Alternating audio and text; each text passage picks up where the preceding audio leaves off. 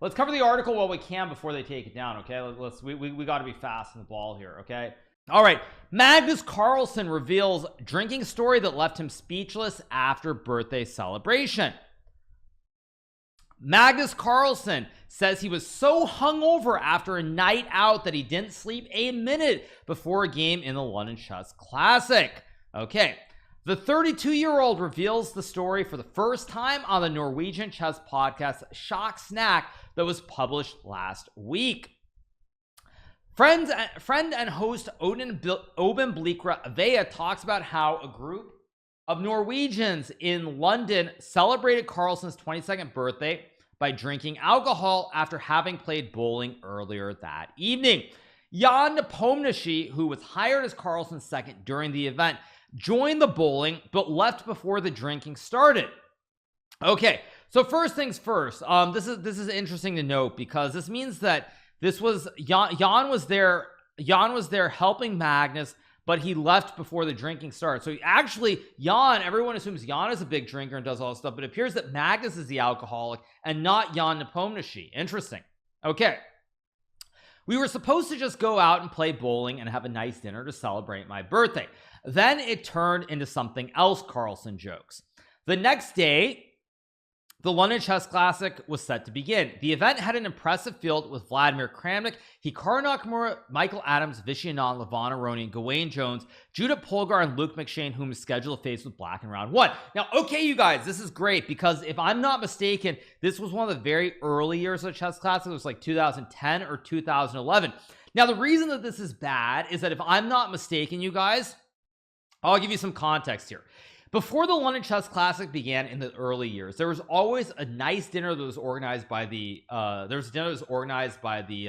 sponsors and the people putting the event together for the players, and you get to mingle and talk and everything else. Now, if I'm not mistaken, from reading this and based on the players I see who are listed here, this was one of the years when there was a dinner, and Magnus left early specifically because it was his birthday. So rather than staying and mingling with all of us, he decided to leave earlier. And apparently it took a very interesting turn after he chose to leave. So here we go. Okay, so they have the episode, so let's keep going. But the Norwegian hadn't slept a single minute that night due to a rough hangover. It's the first and only time I've played classical chess where I've been really hungover. I hadn't slept at all, he reveals. In London, they have this thing where they call you up on stage before the round starts, and you have to show up 10 minutes in advance. I napped before I suddenly heard them calling up my name, and I was like, oh, and I had to get up on stage. Okay, Carlsen had been the top-ranked player for almost 2 years by that time, while the British GM was ranked 29th in the world with 27-13. McShane achieved a close-to-winning position after the opening. He talks about how he responded to a boring variant of the Berlin defense with 7 knight f5, a more risky alternative compared to knight takes e5. Okay, we keep going. It's still symmetrical and pretty, but you at least have a few more knights on the board, and it usually gives white a better chance than the main lines, but it turns into a more fighting game.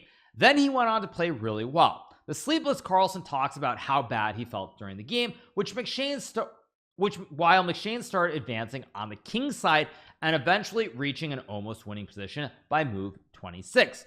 One time during the game, I wanted to resign because I got outplayed so well, he says. Okay. So yeah, he's getting outplayed. Actually, I remember this game. I remember this game very well because Magnus was in trouble and then he turned it around and won, if I'm not mistaken. But on move 27, McShane started going wrong by making the waiting move 27, king h1. All of a sudden, I felt like my whole hangover just got cured. The adrenaline started pumping. I took my chance instantly. Carlsen struck back with 27, knight takes g5. So it was king h1 here in this position. Knight takes pawn, bishop takes, and then f6. Carlsen struck back with 27, knight takes g5 with the idea 28, bishop takes g5, f6, and the bishop and knight are forked, and black has solved all his problems. I remember going backstage and splashing some water on my face, and then I thought to myself, okay, now we're going to play, and it would be epic if I managed to win the game. It turned out to be a really long game as well. Then I won in great style. I didn't stay up much longer after the game. After 62 moves and more than 6 hours of play, the Norwegian was understandably pretty exhausted. He says he slept for 14 hours that night. Carlsen went on to score one of his best results of his career, winning the event in great style with 18 points, or 6.5 out of 18, with the 3 points for a win, ahead of Kramnik on 16 points. But it was also the tournament where he broke Garry Kasparov's legendary rating record of 28.52. But the drinking will not be repeated. Now this of course is also noteworthy because in order to officially guarantee that he was going to finish with a higher rating, he drew in I believe the second to last round game against a certain streamer by the name of Hikaru Nakamura in an Alapin Sicilian to ensure that he would finish as the highest ranked player in history.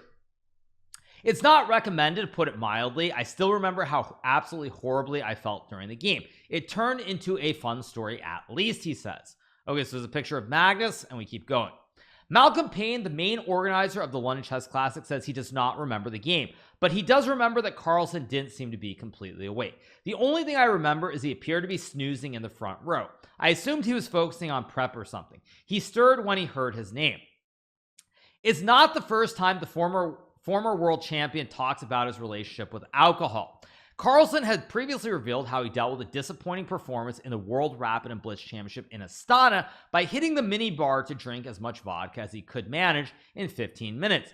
At that moment, I felt like a god. I had a good buzz, and though I played incredibly well and also so fast, having looked at it afterwards, I didn't really play that well. But apparently I managed to psych them out completely. Okay. Curiously, that event took place less than a month after London, and this time it was a success as well. Carlsen has also talked about how he used alcohol as therapy during the match against the 2016 World Championship, or how he used alcohol as therapy during the match during the 2016 World Championship match after losing the first game against Sergei Karyakin. In 2019, arguably his best chess year ever, he attributed much of his success to abstaining from alcohol. He summed it up. I won't say I've been an alcoholic. I don't drink much. A bit in the weekends with friends, but I figured out that this year, if I am going to travel a lot and play much, and I am going to have enough energy, I need to have different priorities, he told NRK. So that's interesting. It's interesting also because like Magnus, it sounds like he is it sounds like he is saying kind of that he is a bit of an alcoholic, right? I mean, that's what it sounds like.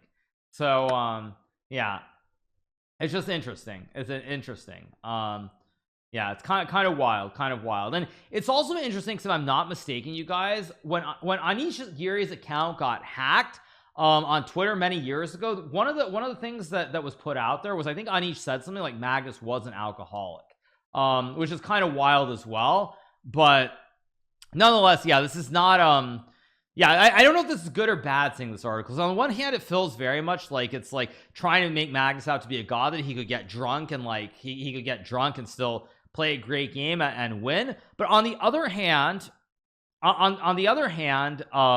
it sounds like it sounds like Magnus has issues with alcohol potentially. So yeah, I don't know.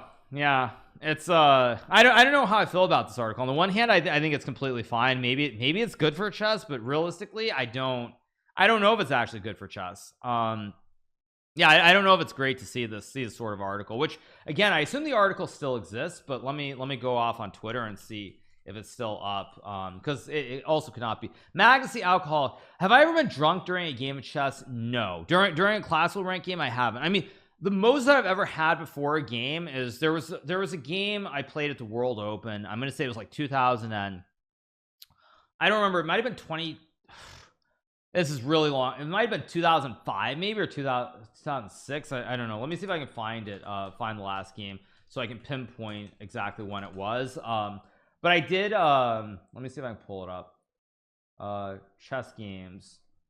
Where is it? I can't see it, but either in like 2005 or 2006, one of those early years, I played in the World Open, and in the let me mute the tabs so you don't hear the moves. But I played in the World Open in Philadelphia, and before the final round, 'cause it was 2 rounds on the final Sunday, I went out. I went out for lunch after the first game, and the last round I was playing against Camille Mitan. Was that 2007 or something? I don't remember what it was. I went out for lunch or something. I think I had like 1 drink, something like that. So yeah, it might have been 2008 even. I all the years got blurred together.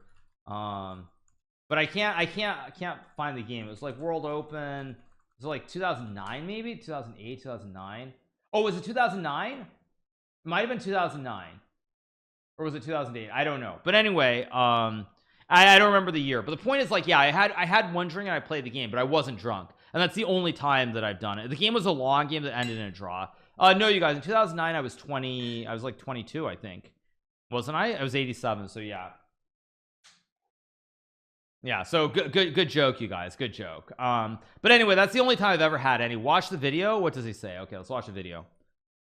Og jeg husker jo det at når jeg gikk og la meg, så hadde vi drukket en del sånn vodka Red Bull, så jeg fikk jo ikke sove. Og jeg har jo et par kilo på deg, bare muskler selvfølgelig. Så jeg tenkte jo da, tanken slo meg jo da når jeg våknet opp, eller når jeg sto opp, rettere sagt, uten noe søvn, så tenkte jeg sånn, faen, Magnus har ikke sovet noen ting han heller. Og han skal liksom spille mot verdenseliten i dag. Det var vel Luke McShane du møtte. Så jeg tenkte jeg skulle være moralsk støtte, og gikk ned da uten noe søvn, satt meg i publikum, og følte med, satt og svettet, og så liksom at jeg hadde fått opp en grei stilling, og så kom det liksom et sånn rolig ventetrekk fra Magnus, og så jeg liksom, tenkte jeg, faen, nå, der er det noe tactics, liksom, hvis han gjør det. Speaking Norwegian. Gjorde han det, gikk rett i fella, og så tenkte jeg, vet du hva, er det jeg som tuller nå, jeg er jo på så langt ifra nivået til de gutta der, tenkte det er sikkert et eller annet jeg ikke har sett, men det var jo faktisk en bok, og du endte opp med å vinne det partiet i stor stil, husker jeg. Ja, altså det var jo altså det er første og eneste gang hvor jeg har spilt sjakk, altså langsjakk da, hvor jeg har vært sånn ordentlig fyllesyk. For jeg fikk jo ikke sove jeg heller. Nei. Så du hadde ikke sovet noen ting, og var fyllesyk? Jeg hadde ikke sovet noen ting. Og jeg begynte å få knekken da partiet skulle begynne, så